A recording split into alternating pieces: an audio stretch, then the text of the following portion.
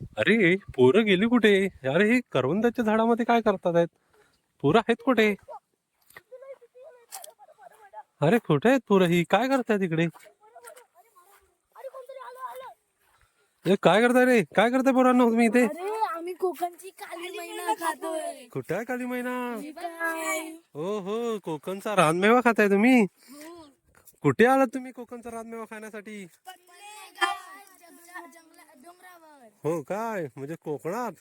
कोकणात स्वर्ग आहे का तुमचं? मग कोकणचा रानमेवा खाताय, कसं वाटतंय?